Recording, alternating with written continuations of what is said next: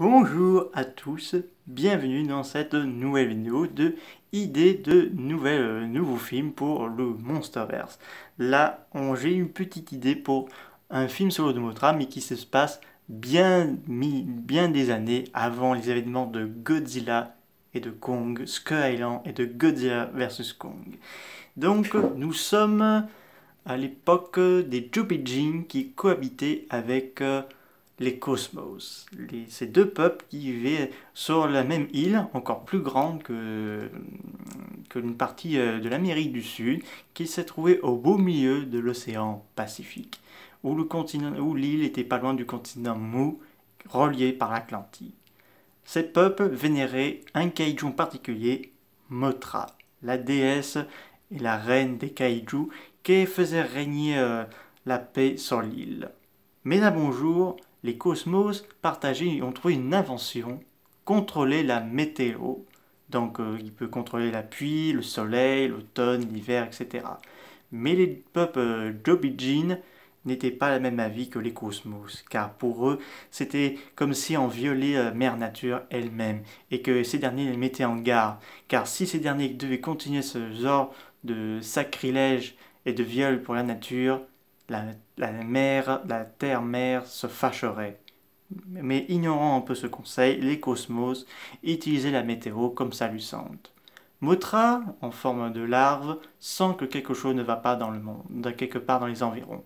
Car en effet, dans une pleine lune, dans un lieu éclairé par la lumière de la lune, une forme de vie terrifiante sort de sa cachette, créée par la colère de la mère, de la mère nature elle-même, Batra. Oui, dans ce film solo, Mothra combattrait Batra, qui est la création de la colère de la mère nature. Donc Batra sous sa forme larvaire. Les anciens de la tribu Jobijin découvrent à l'intérieur de la grotte une peinture rupestre qui vient faire soudainement une apparition, montrant le combat épique de Mothra face à Batra. Ces derniers se sont réunis entre eux pour discuter de la situation. Ces derniers voudraient sincèrement convaincre le peuple Cosmos d'arrêter leur invention, car une chose terrible est en marche vers leur civilisation. Quelques mois plus tard, Batra surgit de l'autre côté de l'île, détruisant une partie du continent, avec des Cosmos qui tentent de se défendre contre lui. Mais ce dernier est indestructible et envoie ses rayons qui détruisent toutes sortes de temples et tuent millions de personnes innocentes. Voyant ceci, les Cosmos envoient toutes sortes de mécanismes de défense pour tenter de tuer Batra, mais aucun résultat. Mothra, en forme de larve, débarque. Et les deux insectes se discutent pendant un petit moment avant qu'un petit baston commence entre elles. Donc Batra arrive à surpasser Mothra, mais ces dernières arrivent à le riposter en lançant une espèce de rayon au milieu de son estomac pour envoyer Batra des kilomètres, mais ce dernier pourrait vite revenir. La moitié de l'île a été détruite. Mothra décide de utiliser son cocon pour devenir adulte.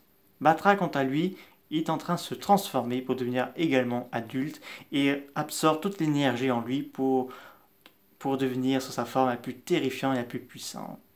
La tribu Jobijin se rassemble des lieux d'attaque et commence à chanter la chanson de Mothra en priant leur déesse qui puisse les protéger. Tandis que les Cosmos tentent également réparer les dégâts, mais certains d'entre eux prient pour que Mothra arrive et éclore le plus vite possible. Batra surgit alors hors des ténèbres et commence à nouveau sa folie de destruction.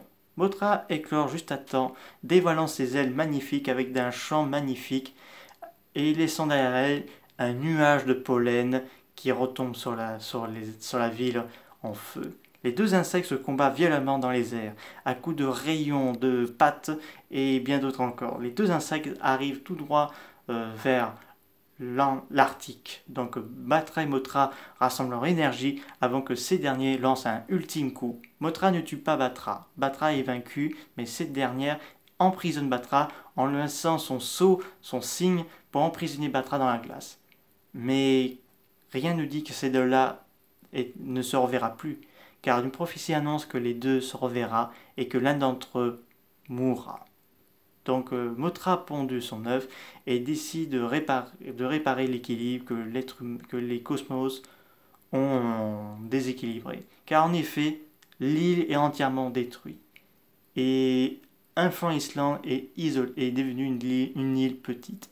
Les cosmos survivants ont décidé de quitter cette planète pour former une autre vie dans une autre planète, laissant les Jobijin les nouveaux maîtres de l'île Infant Island. Mothra guidera à la fois les Jobijin, mais également va emmener les cosmos sur une planète où ils seront en sécurité. Car en arrivant sur la nouvelle planète des cosmos, elle pondra un deuxième œuf pour donner naissance à une nouvelle espèce de Mothra capable de les défendre pour protéger les cosmos.